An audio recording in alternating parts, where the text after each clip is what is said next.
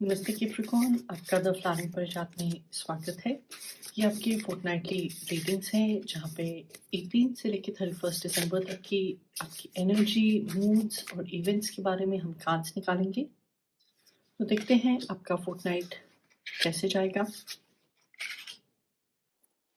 तो 2023 आने वाला है। आप नए साल के रेजोल्यूशंस बना रहे होंगे, किसी तरह की प्लानिंग कर रहे होंगे। तो वहाँ मदद करने के लिए, गाइड करने के लिए एक कार्ड हाइलाइट करता हुआ कि आपको क्या काटना चाहिए और एक कार्ड ये देखने के लिए कि आपको क्या डेवलप करना चाहिए। तो कैप्रिकॉर्न, पहली नज़र में आपकी ये रीडिंग अच्छी लग रही है, पॉजिटिव है। आपके पास the empress, 8 of pentacles and 4 of pentacles के कार्ड आए हैं। कहीं ना कहीं रिसोर्सेज की, पैसे की, सेफ्टी की बात चल रही है। तो ये जो एम्प्रेस का कार्ड है कहता है आप जहाँ पे भी काम कर रहे हैं वहाँ आपको सफलता मिलेगी। साथ ही आपके अंदर कुछ अपना बनाने की वो डिज़ायर है, वो चाह है, चाहे वो नाम, घर, कोई अच्छी दोस्ती हो। तो जो भी आपका इंटरेस्ट होगा वहाँ आपको एक नई शुरुआत का कोई मौका मिल सकता है, या फिर इस फोर्टनाइट आप वहाँ पे काम शुरू कर दें। और जहाँ पे भी आप फ़िलहाल इन्वेस्टेड हैं, चाहे वो रिलेशनशिप, दोस्ती, कोई हॉबी, पढ़ाई या जॉब हो, वहाँ पे आपको अच्छे रिज़ल्ट्स मिलेंगे। अगर आप अपनी सेहत को भी बेटर करने की कोशिश कर रहे हैं, उसकी तरफ कुछ स्टेप्स उठाए थे, तो आपके रिज़ल्ट्स पॉज़िटिव ही रहेंगे। तो ये कार्ड कहता है कि आपके जो एफ़र्ट्स हैं, उसका फल आपको मीठा ही मिलेगा। अगर आप फैमिली प्लानिंग के बारे में सोच रहे थे, तो ये टाइम भी अच्छा है। और अगर आप एक आदमी हैं, तो फिर आपको कोई अच्छा पार्टनर मिल सकता है, कोई ऑफ़र आ सकता है, या फिर आपकी लाइफ़ में कोई फीमेल आपकी मदद कर सकती हैं। आपका जो दूसरा कार्ड है, 8 ऑफ पेंटिकल्स, ये कह रहा है कि इस फोर्टनाइट में शायद से आपको कोई रिकॉग्निशन मिल जाए, कोई सर्टिफ़िकेट मिल जाए, कोई डिग्री अवार्ड हो सकती है। यानी कि आप अपनी पर्सनल लाइफ़ या प्रोफ़ेशनल लाइफ़ में एक लेवल ऊपर जा रहे हैं। आप इस पिक्चर को देखें तो ये बड़े आराम से धीरे-धीरे जो इनके पेंटिकल्स हैं, जो ऊपर वाली लेयर है उसको रख रही हैं। तो ये कार्ड दिखा रहा है कि आपकी लाइफ़ में कोई जल्दबाज़ी नहीं होगी। आप बड़े संयम से डिटेल ओरिएंटेड काम करेंगे, क्योंकि जो भी ये प्रोसेस है, चाहे वो प्लानिंग की प्रोसेस हो या फिर काम की कोई प्रोसेस हो, वहाँ पे आप अपना एक सिग्नेचर सा छोड़ना चाहते हैं। वहाँ आप अपनी इन्फ्लुएंस को एस्टैब्लिश करना चाहते हैं। तो आपके लिए वो सर्टिफ़िकेशन, वो रिवॉर्ड तो इम्पोर्टेंट था कि दूसरे भी एक्नॉलेज करें कि हाँ, आप इस चीज़ में बहुत अच्छे हैं। पर ये एक्सटर्नल रिवॉर्ड के अलावा भी आपको इस प्रोसेस में इंटरेस्ट है। बल्कि आपके पास कोई इंटर्न अप्लाई कर सकता है, कोई जूनियर आपकी मदद माँग सकता है इस फ़ील्ड में। तो आपके लिए ये बहुत प्रोडक्टिव टाइम है, चाहे वो प्लानिंग का हो, एक्शन का हो।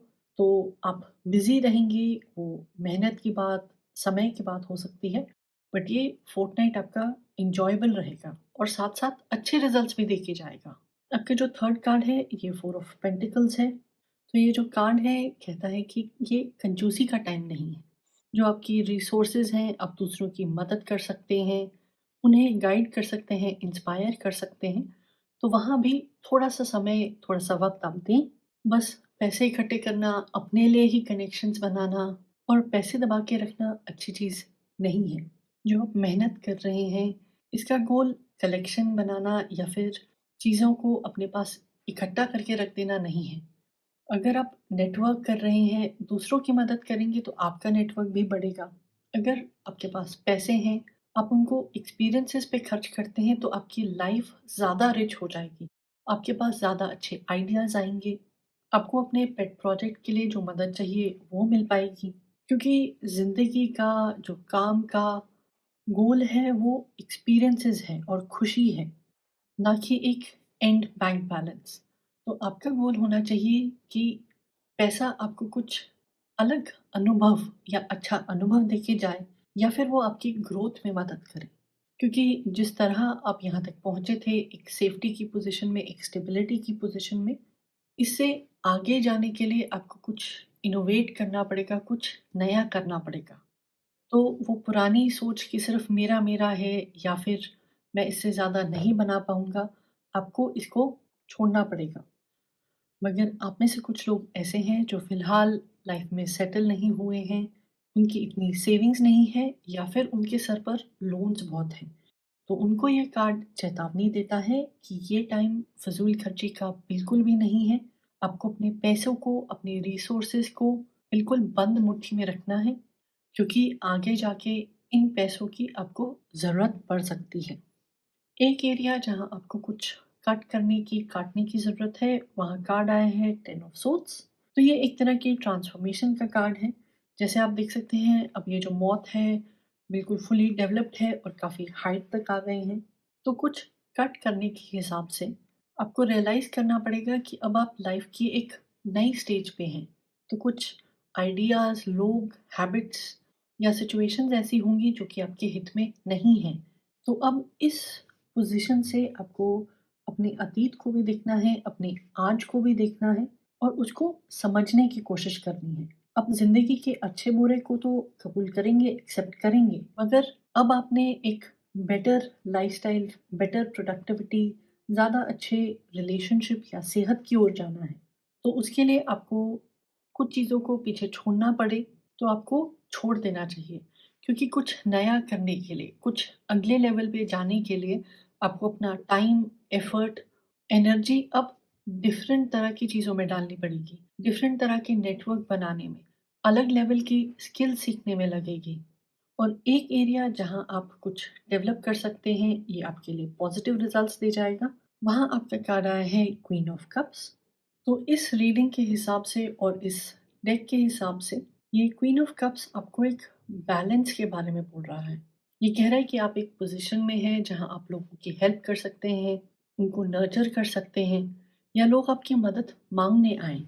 तो वहाँ अपने लोगों के साथ कनेक्ट ज़रूर होना है, उनकी हेल्प ज़रूर करनी है, मगर उनका पूरा का पूरा बर्डन आप नहीं उठा सकते।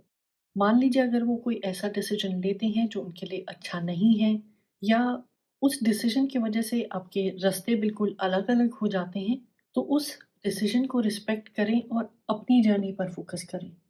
अपने आप को थोड़ा-सा प्रायोरिटाइज़ करना सीखें, क्योंकि हेल्थ, फैमिली फ्रंट पे या फिर काम में अब आपकी ज़्यादा अटेंशन लगेगी और जो ये अवसर आपके पास आ रहा है, आपने उसका फ़ायदा उठाना है। अगर मान लीजिए आप ऊपर जा रहे हैं, किसी को बुरा लग रहा है या उसे लग रहा है वो अकेले रह जाएँगे, तो ये आपकी प्रॉब्लम नहीं है। आपकी अपने प्रति, अपनी सेहत, अपनी फैमिली, अपनी ड्रीम्स के प्रति भी थोड़ी ऑब्लिगेशंस हैं। तो सिर्फ़ किसी के इमोशंस की वजह से या किसी की पसंद-नापसंद की वजह से आप अपनी प्रोग्रेस को ना रोकें। साथ ही अपने शेड्यूल में थोड़ा-सा टाइम निकालें, अपने लिए, अपने आराम के लिए, अपनी हॉबीज़ के लिए, ताकि आपको भी ब्रेक मिल सके। तो कैप्रिकॉर्न ओवरव्यू में ये बहुत अच्छी रीडिंग है। वो कह रही है कि फैमिली फ्रंट पे आपकी एक नई बिगिनिंग हो सकती है। आप अपना कुछ नया शुरू कर सकते हैं। किसी तरह की सर्टिफ़िकेशन, रिवॉर्ड आपको मिल सकता है। लोग अब आपके नीचे काम करना चाहेंगे और आप पैसों को एक्सपीरियंसेस के लिए खर्च कर सकते हैं, अपनी ग्रोथ के लिए खर्च कर सकते हैं। अगर आप लाइफ़ में सेटल्ड हैं, कोई लोन्स वगैरह नहीं है और ये जो आपका उगता हुआ सूरज है, आपकी जो ट्रांसफ़ॉर्मेशन हो रही है अच्छे के लिए, उसकी तरफ पूरी तरह कमिट करें। इसका मतलब ये नहीं है कि आप लोगों को पीछे छोड़ दें, जो पुराने लोग आपसे मदद माँग रहे हैं, उनकी हेल्प ना करें। मगर 1-2 लोगों की पसंद-नापसंद की वजह से अपने रास्ते को ना छोड़ें। जिस तरफ आप इतने टाइम से एफ़र्ट डालते हुए आए हैं और अब आपको उसके रिज़ल्ट्स मिल रहे हैं, आप और भी ज़्यादा ग्रो कर रहे हैं, तो ये पीछे हटने का या रुकने का टाइम नहीं है।